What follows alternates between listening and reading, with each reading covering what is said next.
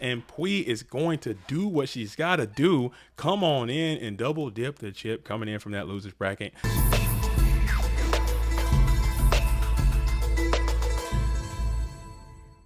What is up, GOAT World? It is me, your boy JDZ, and I'm back at you again with another GOAT format video. This past Sunday, we had the PWCQ number 30A, and it was a feat. It was spectacular. We had about a 10-hour stream, and it was lit from beginning to end, and what a top 8 we got. This thing was Spice Factory from beginning to end, and I am so excited because I have the most special treat. Back from hiatus, back from sabbatical, back from just a little bit of time off, we got the Burn Queen, who is the Spice Report co-host, main host, whatever you want to call it, and she won this event. What do you know? What are the chances? So here we are. I got none other than the Burn Queen Puy. Round of applause all around to the Burn. How's it going, everyone? It's me, Puy, your PWCQ 38 champion. Nice to be back, JDZ. Oh, it's good. What do we got for today? It's good to have you back, Puy. Well, first, before we jump into it, how have you been? How does it feel to be back into the winner's circle? You are going to the Go Format World Championship again. I knew you were talented enough to do it, but you managed to do it in spectacular fashion, playing a really cool, spicy deck, and we're going to get there in just a second. But how have you been in your own personal life? I am feeling absolutely ecstatic. Oh, God. Oh, all right. So this is the Spice Report. If you've never seen this program before, what we do, we check out the top 8 decks from the previous event that just went down, and we tell you what we think about it. And you make sure you get into the comment section, think about it while you're down there. Make sure you like this channel, like this video, and subscribe to this channel. Are you ready to do this, please? We had some heaters coming in at this top 8 for this PWCQ number 38. Let's see which deck gets the most head pats today. Oh, God. Is this gonna be the whole thing? Is this gonna be the whole? I have no idea what you're talking about. Are we gonna do this the whole time? All right. Here we go. Coming in at number 8. Number 8, we're gonna start this thing off with perennial all-star. Back at the top final, we have PWCQ staple mainstay STL Killer coming on in at the 8th place, paying the patent pending warrior strategy. I mean, it seems pretty interesting. It seems pretty cool. 2 Mr. level 2 in the side deck. That's where it kind of gets off the rails again. Double royal oppression, double upstart goblin. Puy, you won this event. You are the champ. I'm gonna bounce it to you right away. What do you think about SDL Kill? What do you think about this warrior deck? Double Book of Moon is interesting as well. STL Kitty is consistent as always. The deck has a pretty standard main. I see that he brought the 2 Mystic Swordsman level 2 today. For the high turbo field we were expecting, this was very good, especially, not sure if this was intentional or not, but he and some other Rampagers did join like the last second when the whole field was turbo beforehand. The side, on the other hand, we have Upstart Goblin. I'm expecting to add a little more speed into game 2 when you're on the draw. We have a whole 3 Cypher, even though it was turbo. The Royal Oppression seems pretty good if you're expecting those Reasoning Gate randos, but truly the most spicy part about this deck is the Call of the Haunted between 2 Dust. I don't know. I usually... Everybody was thinking with that one, not super optimal, but it probably juked out a couple of players over the day, and that's how he got his 8th place finish. You know what? I'll take responsibility for that. You know what I'm saying? Usually I put the decks in order, but SEO never assembles his decks in correct any type of order. It's always like this. It's always some random card off. I don't know what that's You can't mess with the process. You know what? I'm going to leave it like that. But again, and it worked. Look at him. He got the 8th place. Shout out to the 2-time GFC champion in the building. What we're rating this? I think this is like some sentiment. Well, no, we need some. What is it? Sage, burnt. What I want is? to say this is cardamom. Cardamom. I'm gonna say this is cardamom. Cardamom, very regular, I think, but still, shout out to the duelist. I'm glad to see SEL kind of getting back in. He's kind of slumping a little bit. He said by his own omission. This is not me. This is definitely that duelist. All right, coming into number 7, Madcap, bringing it in, playing the Panda Burn strategy in a very interesting way. And fortunate for this duelist, we got the Burn Queen in the building. This deck is kind of spice detected. I think he's got the Protector of the Sanctuary. He's got the shield and sword in there. He's got the 1-knock-1 mine in the building, holding it down as well. I think this deck is quite cool. I think they're all cool. I love these duels, and they're able to show their own flavor and style in this thing. But Puy, you're the Burn Queen. You tell me what you think about this deck. There are some interesting things I see, but I'm gonna leave it up to you. What do you think about this deck? I mean, I've got to tell you, Madcap really packed the heat here. There is so much stuff going on in this deck that I bet none of you even noticed he is not playing Rat. But he isn't. This is a new line of burn that was being slowly developed in Burn World, actually, called Rat Catcher Burn. Shout out to Eric Zan. Shout out to Madcap for really taking this idea to its conclusion. the amount of cards he is playing, they all seem strange, I'm sure. The deck is definitely more drawn out, but I can tell you from experience and knowing how long Madcap has been working on this single deck, he is certainly knowing what he is doing. The Solemn, I think, was like the one thing I added. So much of this stuff he ran with, the knock and the mind ratio, the shield and sword, an absolute favorite of mine. One Nightmare Wheel, I guess he decided that was enough. He's playing the bind. He's got that big shield garden. Now, I don't know, between him and Maru now, there must be something there that I'm not seeing, or something that I forgot for long ago. I was playing Big Shield for the longest time. Everyone on EP said, don't play it, don't play it, don't play it. Eventually I dropped it, but it's coming back. The Spy is back. The Sunlight is back. Protector of Sanctuary goes amazing with the Sunlight and with Sword and Shield. I think it would be better if you had the rats, but I like the idea. I like the concept, especially with the level limit too. It's pretty easy to shut off Turbo's draws with that. The Minecon gets rid of the Chaos. So the deck really has a way to play a real game with Chaos, which was definitely most important today, while still being able to stall against Warrior, having good tools against Warrior on the side, and overall being really, really unpredictable. So shout out to Madcap for this one. Really, really awesome. Oh my god, I do love it too. And that Desert Sunlight and the Big Shield and that Shield and Sword and the Spies, you can get absolutely physical with all Shield those. and Sword is insane damage. If you guys don't, if you can clear open and you got Big Shield with that 26 and those 2Ks coming in, look out. I think it's dope. Again, it makes Ojama 0 defense. Huge shout out to Madcap. I think this is definitely some I don't know. What is the spice? This is some spice. I love this deck. I think it's really cool. High soulful shit. Hold on, spicy meat. Yeah, boy. Right here, JDZ. Burn my mouth. Needs some milk. I like it. And I like to see burn players coming back in because, we were burn was kind of down, but players like Madcap keeping it going. Shout out to Madcat, as we has called him. Shout out to Madcap. All right, coming on in at number 6 place, back again, we got Carl Wait, aka Evil Borrow Wait, in the building in the alternate universe, back on the Warrior strategy this time. Put the turbo to the side for a little bit and picked up the bucket and put it on, and coming out with the Warrior deck. I mean, it seems interesting. I don't know why this duel is playing Warriors. He's very anti-Warriors, but now he's gonna load it up for this event. It's pretty standard Warrior deck. Not a lot to absolutely write home about, but the fact that this duelist, who is a prolific turbo player, picked up the Warrior strat, I think that's quite interesting. It says a lot about our metagame. What do you think? What do you think about that? I absolutely agree. Calico Wait knew what was going on. He read the wins. He made the read. He is another Rampager, if I'm not mistaken, and he definitely brought it out, knew where he needed to go. But we are going to have to relegate this deck to the table salt realm. There's got to be some table salt. And this is table salt. But I'm saying, it's all good, though. You got to come out. This is a competitive. This is a competitive. If it ain't broke, don't fix it. Absolutely. Oh, man, these cat puns are killing me. I'm dying, by the way. All right, so anyway, moving on. Again, shout out to Carl Wait. He already got his invitation already, and now we're going to see what it is. Let's see what this duelist got coming up next. We'll look out to see what he's got going on. All right, moving on to 5th place. We have Anthony Alvarado back in the finals, back in the top 8 of another PWCQ, doing his thing, playing his own version of Chaos Turbo, and looking at his deck in the onset, I almost don't even want to consider this a Chaos Turbo deck, just based on some of the ratios and card choices this duelist has elected to use. It's starting to flip the script a little bit. This deck seems like it can handle the Warrior strategy very well with its main deck. He's got these double Zumbira in the main deck, double Tsukuyomi in the main deck. Warriors will have a hard time to play this deck, and as you know, these PWCQs have become extremely Warrior centric in the interim. Also, with those double Tsukuyomis, if you want to play your Go control stuff, you're gonna have a hard time dealing with those double main deck Tsukuyomis as well. And also that Tsukuyomi and that Zumbira connection, they can clear all the spies, Suk, reset Zumbira, and killing everything on the field. I think that's an interesting concept that Anthony Alvarado has dug into for this event. Puy, what do you think about this deck? What do you think about what the SJC FLC champion has put together for this PWCQ? So I had the pleasure of playing against me Alvarado in the bracket that day. It was a very interesting deck. I want to say I'm sorry to him. I played like a bit of a clown there, but the deck certainly didn't feel like Turbo. You obviously have your Thunder Dragon, and it can obviously go with your spies, funnel into chaos, but there's other decks that do that too without being Turbo, and really it's not playing a lot of the emphasis on the card draw and the speed here. He's definitely trying to play more of a flip control game, taking advantage of those Chaos Turbo engines, but we haven't even talked about the fact that this deck is siding into Soul Control. That's awesome. Have we not talked about the sideboard? Oh my goodness. God.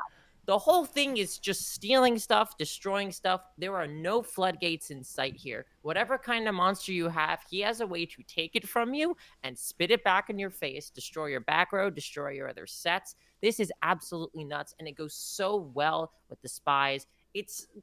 I don't know how I feel about it with the Sook, but especially with the Dust Shoot, having an idea of what to pick off is really, really huge. I've been a proponent of this for a bit of while, because if you remember Suski's list from an Obelisk way, way, way back, once in a while we get one of these decks that really, really pushes the definition of Turbo to its absolute limits, and I think I want to make a call. We need a deck that's just called Chaos. A certain someone usually calls this deck standard chaos, and I'm starting to see his point, because sometimes it's just not particularly going fast and happens to be playing chaos monsters. Without a doubt, I'm going to call this deck, I think, maybe Cayenne Pepper? Cayenne Pepper. Okay, that's pretty good. That's pretty good. And this is almost like a beatdown deck. I mean, it's like a beatdown going to soul control deck, because it can get I agree with you. I don't think it's about the whole flipping drawing situation. I think it's just trying to beat the hell out of you. If chaos comes, great. You know what I'm saying? And that's how he's going to rock with it. But again, fantastic player. I like what Anthony Alvarado is doing in this building. All right, but we're going to move on to number 4 in the building. Shaggy Powers back again as well, off a slight hiatus as well, but he's back in the building. My boy, our good friend, old captain, my captain, Shaggy Powers, getting the top in this event, coming in at the 4th place. Big shout out to you, coming in with the chaos control deck. This duelist has put a lot of time and effort into this deck. He believes in the interdimensional matter transporter, and that card was going bananas on the stream. We saw that several times, and he elected to go with a heavy flip variety of the chaos control strategy. I can't say enough about this duelist. I love everything about him. He's got a very solid, well put together deck, and he played it very well to a 4th place finish. Please tell me about Shaggy. Tell me about this chaos control deck that this duelist is absolutely getting after it with. So I would make a cat pun about Shaggy Powers, but Shaggy is what dogs are, and dogs are very scary. Hey! As for the deck, which is the thing we're supposed to be talking about, funny enough, you can look at this and even say it's closer to Chaos Turbo than Alvarado's list in some way. It's got much more of an emphasis on the flips. But forget all of that. Interdimensional matter transporter, the amount of applications it has, this card is absolutely amazing, terrifying. There are so many ways to experiment with it. It has so many applications. He's using it in lieu of Book of Moon, which in this time that is pretty low level on Decree is perfectly fine. It has even more applications than Book of Moon, and really lets you have a powerful presence on your turn, which is where Chaos Control generally shines, when it is kind of trouncing over your opponent and building things too big for them to overcome. The Dust Shoot helps with this a butt ton, and the deck is so good at building advantage. I still cannot forget his round 3 match against Alvarado. The way he clawed back, it was absolutely amazing. And yes, that cat pun was intended. So without a doubt, going to have to call this one another high Scoville moment. Ooh. A real jalapeno. Oh man, Scoob, those are the hottest peppers on the planet. Popper in my mouth. We got double Scovilles in this event. I'm telling you, this is a spicy one. We're not even done. We're not even done yet. But again, huge shout out to Shaggy. Huge shout out to Shaggy. I love this deck. I love this duelist. I can't say enough about it. If you got any more questions about the IMT or how it worked out to you, he's a very open book. He's willing to talk to anybody about any type of deck or strategy. Make sure you hit him up in the Discord. He's very active in that community. All right, moving on. Huge shout out to Shaggy. Moving on to 3rd place. 3rd place, we have another perennial all-star. Ghost Rider is back in the building, coming in for another 3rd place finish in the PWCQ, playing the Chaos Turbo strategy. I mean, this is probably one of the more regular decks you're going to find. This duel is extremely consistent. Back on 3 Jog Reads, which a lot of Turbo players are getting the hell away from that. Back on triple Regeki Break, a lot of Turbo players are getting the hell away from that. But Ghost Rider is like, you know what? I like these cards. I'm going to play these cards. Still a butt ton of traps in the side deck and triple Minecon in the side deck as well. Please tell me what you think about Ghost Rider and his Turbo deck and his performance in this event. I noticed that he's playing only 2 Chaos Sorcerers, because 3 Chaos Sorcerers is a brick. Oh, you mother. Okay, all jokes aside, certainly has a much stronger emphasis on hard removal. I know I've talked to Ghost Rider myself. You'll notice he's not playing swords. He is playing 4 battle traps. He is not playing Mimwalk. He is playing 3 Dust Tornadoes and 3 Regeki Break and that Torrential. This deck clears the problems. It solves them. It gets it gone. It is not trying to play a tempo game. It is not trying to play any sort of games with turns and times of any kind. Get those things off the field and get results. This deck probably has a good burn matchup without Meanwalk, which is quite impressive. He's got a good deal of beaters to get over warriors as well. The one Blade Knight probably is another help in the mirror. The mind control, especially when you're playing the Blade Knight, I don't think he needed 3. Without Quib, you are a little worse off playing just break against Turbo in a mirror. So it's good to have mind control. But once you have 3, you start drawing 2 at once. If one of those hits a Serpent or a Sandgan, you are crying. You are absolutely crying. But he did overcome just about everyone in this tournament. Super powerful player. Probably something here with this list, so I gotta respect it. Absolutely. Still gonna have to give it maybe Black Pepper. Black Pepper. Okay, that's fair. That's fair. And this dude was absolutely hates trap dust shoot, and that card just seems so strong in our metagame right now. But Black Pepper's the only non-dust shoot player, I believe. Yeah, I think maybe him in the top decks. I think I didn't play it. Him and the burn player so far. Everyone else is on dust shoot. And State of the game. I saw a state of the game moment. 3 dust shoots played from both players, and he is the one who didn't use it, and he is the one who made 3rd. There you go. It might be something. You might have said something right there, Puy. All right. So shout out again to Ghost Rider number 15th of his name. Moving on for another 3rd place finish. We'll see what that duelist got coming up for the rest of the season. We'll keep our eye on all these top players we got going on here. But now going on to our Spice King. We have our Spice Queen in the building, but now we have our Spice King is in the vicinity as well. Alethea too, good friend of mine, and absolute beast Yu-Gi-Oh player. Absolutely getting in, playing the cat. Earth beats out here getting after. This deck is so spicy. I can't even look at it. My eyes can't understand. I can't process all the information that this duelist is trying to jam into this deck. It can do so much. It seems like it hits you from so many different ways. He's got Stein in there. He's got Cat in there. He's got Will. He's got Wombat. He's got Gigante. He's got Panda. He's got all kinds of crap going on. Rotas, DDS. I'm like, what are we going on here? What is happening here? But you know what? This duelist was absolutely cruising. Had a huge break and had to run right into the chainsaw. We're going to talk about that a little bit later. But I think this deck is fire and phenomenal. Please tell me about it. What do you think about this deck as a cat player? Alethea 2 is absolutely amazing. This deck is absolutely fire.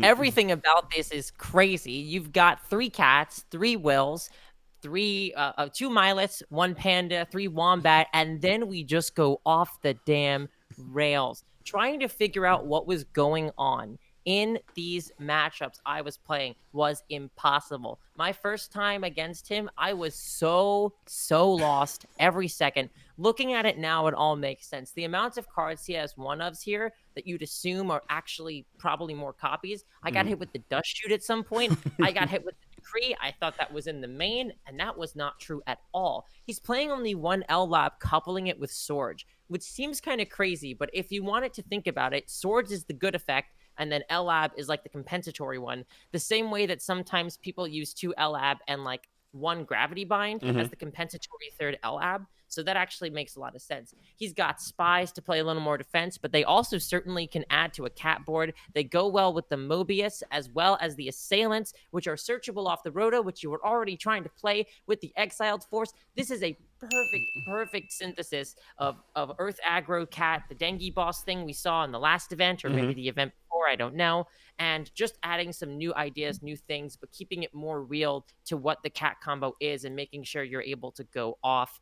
I was completely whipped around every direction watching this deck play, and I'm so happy to have this list in front of me. It is truly something. I don't feel it's appropriate to call it a single spice. I feel like this is some sort of fine spice blend you have in the back of the kitchen. You don't reveal the secrets. Like the grandma's secret recipe that she comes out and sprinkles on the Thanksgiving spice. I like it. And look like the little wicked worm beast. Like, what's that guy even doing there? What's that little wicked worm beast doing in there? Card advantage off the cat. I know. It's just another body to keep it going. Just another thing. Just another guy. Just a little Emerald Lagasse. Bam. Kick it up a notch. But you know what? I always round of applause when I see Alethea's creations in the building. They're always so fantastic. Shout out to that duelist. Love that guy. All right. Again, second place, but now here we are entering that rarefied air of first place. It is none other than the little kitty, the kitty cat I have before me, the cat queen, playing against unseating the Spice King is the Spice Queen. It's gonna be Puy coming in playing the rescue cat burn situation. You know what I'm saying? Dipping into WZ bag with a double stein in there. Oh my goodness, Puy. Again, take your victory lap. Talk about this deck. Talk about your tournament experience. Say what you got to say. How you put this thing together. Talk about your call. Talk about everything that went into this deck, because this thing is an absolute spice factory within itself. All right, I will go on ahead. I am out of cat puns, but who needs them when you've got the mad knowledge? So, for starters, I saw a Field of All Turbo. Shout out to Splevin for the beautiful scouting, pointing out the All Turbo. I was just about to load up Zork again when I had a thought. I was thinking, hey, I just trolled Il Personale. Shout out to him. That you should play cat if you think it's going to be all control and turbo all day. I said, why am I not taking my own advice? So we go up, we load up the nearest cat. The nearest cat deck I've got, the best cat deck, the one I think I would want to go as a starting point, that's going to be none other than Cat Uber, the beautiful FLC topping creation by Matt Uber. He made it while he was still on the Pandas. The ratios seem absolutely crazy when you look at it. He's the reason that I'm on 3 Panda but only 2 Wombat. He's the reason for the 1 Milas. He's the reason for the 2 Stein. He's the reason for the 2 Ojama, but then 3 Barrel and then only 1 of the desserts. So the main is mostly his thing. The only thing I added, and this is from my time with WZ, I added a single Gravity Bind, and I didn't take anything out at first. And we left ourselves with a 41. I then spent the next hour tweaking the deck over and over and over and over again, trying to figure out how I can have the most possible killed boards with the fewest possible cards in the deck to not draw the Garnet Milas. I went 3 Milas, 2 Milas, 1 Milas, 2 Stein, 1 Stein, any combination of that you can think of. Gravity Bind in, Gravity Bind out, second Just Desserts in, second Just Desserts out, United in, United out, over and over again. I was going crazy. I said, why are you doing this to yourself? It's a good matchup. This stuff probably won't matter. Just play the 41. You won't draw the Milas that much. There's only one. You're on a 41. Matt did it. The ratios worked. Why don't you do it too? Make a side that's good for Warrior if you need it. You don't need that second roar that bad. That was a lie. And just run it. And that's what I did. And it worked. Today, on that day, I beat world champion Dingo Sig. A second player, I believe he was on Chaos Control. Then I beat Alvarado, then Ghost Rider, then I lost to Alefia, then I beat Ghost Rider again, and then I beat Alefia again twice. Wow! So you beat a lot of the top 8 over here trying to get in there. That's I beat awesome. most of the top 8, and I'd say some of the top dogs around. They could not face the cat. So maybe I shouldn't be so afraid of the Shaggy dogs after all. The ratios of this deck don't make sense when you look at it on paper, but it's absolutely crazy when you're playing it. According to Dueling High, this might be the first time a 41 card special has won an event, at least in recent history. Yeah, I think someone fact checked me on that. But the cards here are all really crazy powerful. The second Stein, I'd say, is the most questionable thing, but we really don't want to open that in our hand either. Unlike Milas, it's not like absolute death, though, if we draw 1, as long as we have another, versus in the WZ version, if you have 3 Milas and you draw 1, you lose access to the open board OTK immediately, and there's a higher chance of that happening. So this 41 with 2 Stein, I found that to be preferable to the 42 with the 3 Milas. Overall, throughout the day, I used virtually every card in the deck. I think the only card that was not used was Morphing Jar the entire day. And I don't think I need to explain the efficacy of Morphing Jar in Cat. So I can say with confidence, every card performed quite well. I got to kill with United We Stand. I got to kill with Ceasefire. At some point, I used Stein to make Gatling Dragon to destroy a Goat token and my own Stein. Which triggered Last Will. I think that was one of my favorite plays of the day.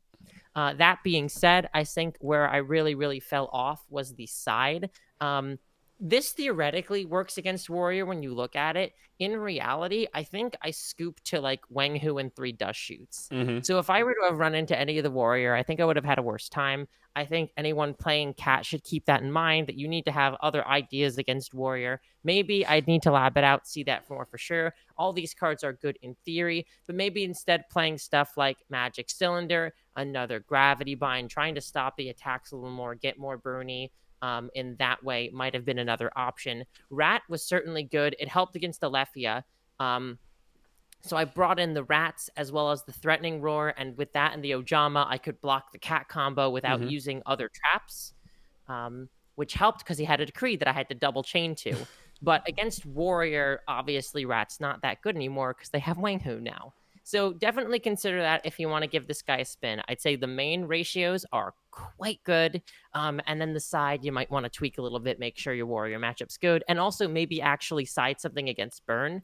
Because I was basically just playing Threatening Roar and Royal Decree, which don't even work together against Burn at all. I just wasn't expecting to run into it, and I didn't.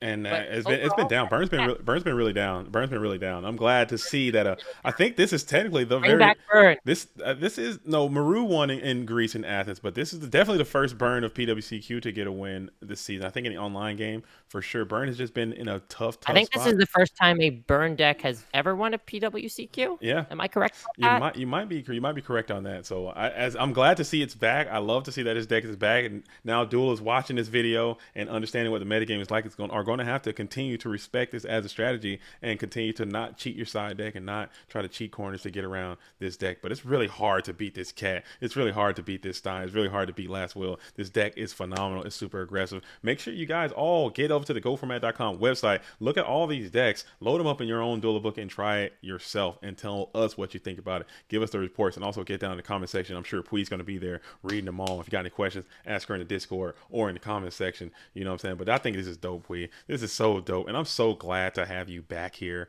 on the Spice Report. No offense to any of my other co-hosts that I've had in the interim. Back.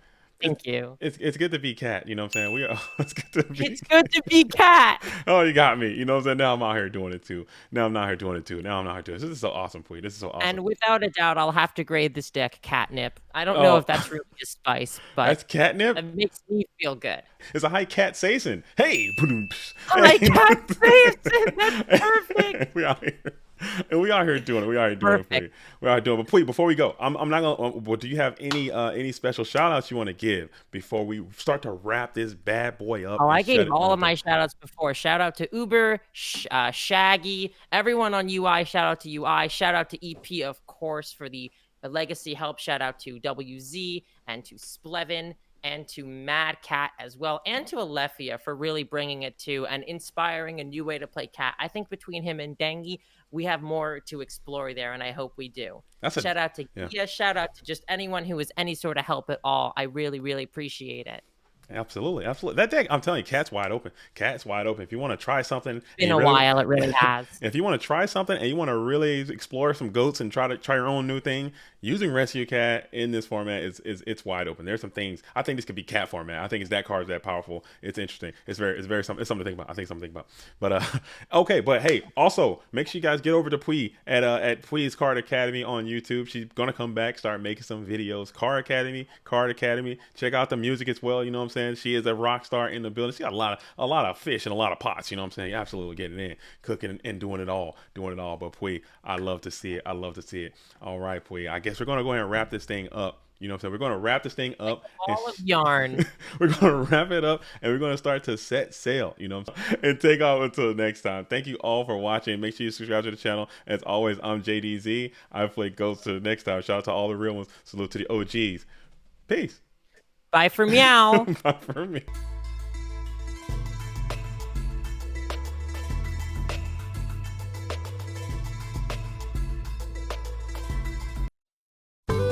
This program was made possible by the Corporation for Public Broadcasting and by contributions to your PBS station from viewers like you. Thank you.